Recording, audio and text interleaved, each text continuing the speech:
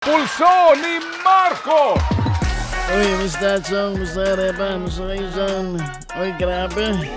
Ay, naalala ko tuloy yung Bugatti dahil dyan sa iyong think about it, ah. Ay, buti napaalala mo. Ay, nakalimutan na yun ng tao, eh. Biglaan nilang naalala ngayon. Di pa rin natitigil mga kalokohan ng mga tao dyan. Mga dapat panagutin na hanggang ngayon di pa napapanagot. Uy, pero kahapon, maikwento ko lang sa inyo, Repa. Eh, kanina, kausap nyo si Ambassador Babes, hindi ba? Sabi mo, uy, kahit matagal na siya sa Amerika, wala siyang slang, wala siyang tuwang. Oo, kasi kahapon, meron ako ipinagmaneho. Ay, sila'y, ito mga may tuwang talaga. Ay, dalawang ibang lahi na pinag-uusapan itong nangyayaring away ng Duterte at Marcos dito sa Pilipinas. Ang sabi nung isang foreigner dun sa kanyang kaibigan, ito daw Uniteam ang worst political alliance in the history of Philippine politics. Sorry, sobra ka naman, ha? Kita mo nangyari, hindi ba? Worst alliance, sobra ka? Yung narinig ko lang sa pinag-uusapan ng mga foreigner na nakasama ko kahapon. Kasi naman, alam mo ba yung Game of Thrones?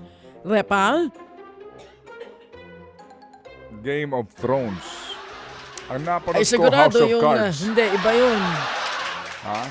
Mas pang matalino yan. Yung Game of Thrones, ay konti lang ang nanonood yan kasi konti lang ang nakakaintindi. Ako hindi ko pinapanood yung sinasabi mong House of Cards. Ay nasakit ang ulo ko. Etong Game of Thrones ay parang series Naglalaban-laban sila. Ay dito lang sa Pilipinas, tayo yung Philippine Government Edition itong Game of Thrones. Meron tayong House of Marcos at saka House of Duterte. Mukhang marami-raming chichirya ang kailangan ko talagang baunin dahil mga kapatid, mukhang mahaba-habang drama pa ito. At world war sa pagitan ng mga dalawang dinastiyang pamilya, hindi ba? Pareho naman talagang dinastiya. Basahin mo yung column ngayon ni... Yung Jarius. Ay sorry, tinatanong ko. Sinisigawan mo. Si Repa yan, si Jarius. Oo, column ngayon ni Jarius Bundok po, basahin po ninyo. Sige. Na ano daw ito, away ng dalawang... Yun. Nag-uumpugang dinastiya. Hindi, yung kanta. Oo. Nag-aagawang ayoko sabihin. Ay, may nabasa nga akong post. Ay, tayo daw wag makialam dito sa away na ito dahil away daw ito ng mga... Ayoko sabihin. Ito na nga. Pero alam mo, Repa, walang ibang kawawa dito kundi kami na namang mahihirap. Tayo na namang taong bayan, hindi ba? Masasabi ko lang dyan sa mga dramahan ninyong yan para mas dramatic, samahan nyo na ng neck brace yung wheelchair, ha? Oo, bakit ba bigla kayo nagkakasakit kayo sa gitna ng hearing? Parang meron na kayo napanood dati na ganyan din ang ginawa, Biglang nagkaroon ng neck brace tapos kay lakas-lakas sa pictura na malakas pa pala at napapapalakpak pa, naalala nyo yun? Sa bagay, talaga namang nakakakabay ang mga pagdinig na ganyan. Pero nagsimula kasing lahat yan doon sa video na napanood natin, hindi ba? Kung saan si BP Sara, nasa loob ng isang madilim na kwarto. Repa, napanood mo yon? Yung si BP Sara nasa loob ng madilim na kwarto? Kasi naalala ko nung eleksyon, ang tawag kay BP Lenny ay liwanag sa dilim. Ngayon, ang tawag nila kay BP Sara, nagwawala sa dilim. Nalilito ako, Repa. Katapos, sinundan niya ng pahayag nitong si President BBM at ni House Speaker, hindi ba? Isang pahayag na lang ang inaantay ko, yung isang nabanggit. Si First Lady, kailan ilalabas yung kanyang pahayag? Sasagot kaya siya dito, Repa? Si First Lady, di ba?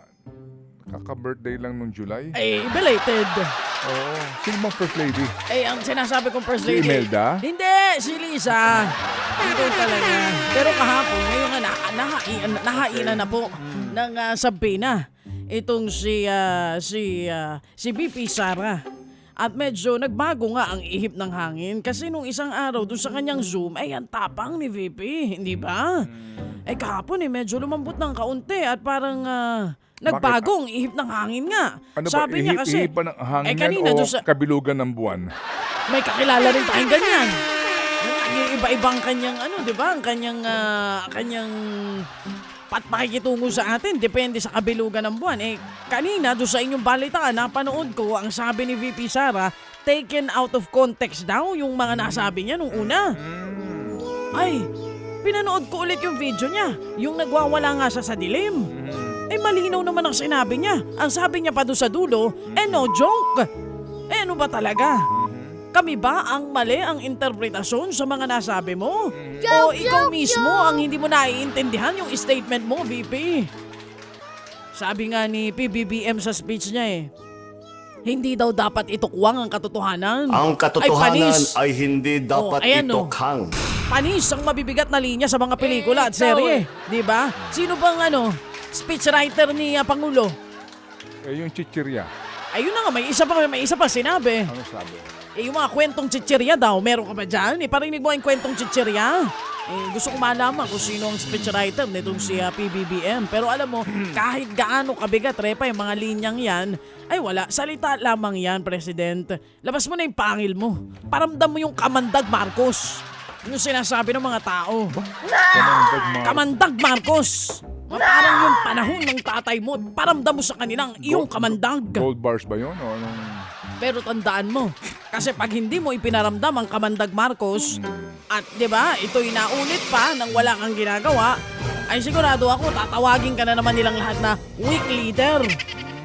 Yun ang katotohanan doon. Basta lahat sinasabi mo, sa'yo lang yan, ha? Pero kahapon, Repa, ito last na lang bago ko umalis, ha. Kahapon, dumaan ako sa EDSA Shrine. Oo. Nagtawag na Oo. ang mga supporter ng mga Duterte Diba? na magkaisang taong bayan sa EDSA. Hindi ka pumunta ron? Pumunta nga ako. Tinignan ko may libreng tsibog Tinignan ko lang kung may libreng tsibog.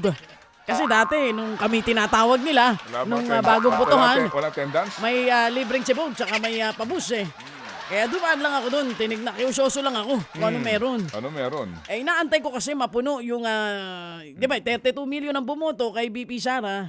Mas marami Inaantay pa daw yung pila dun sa EDSA busway, Ay, hindi. Mas marami yung pila sa MRT. Tama ka dyan. Hindi po napuno. Inabot na lang ako ng antok.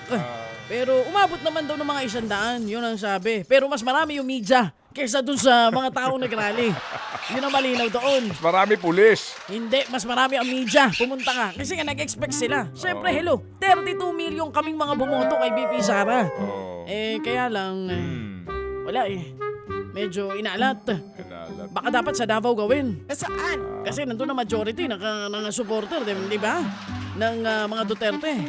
Pero bago pa ako mapatawag sa hearing, Sige. at baka ako naman ang susunod na mapagbantaan, natatakot ako sa mga ganyan, ay babatsin na ako, Repa. Sige. Tandaan mo kung may liwanag sa dilim, mayroong nagwawala sa dilim. Okay, peace out.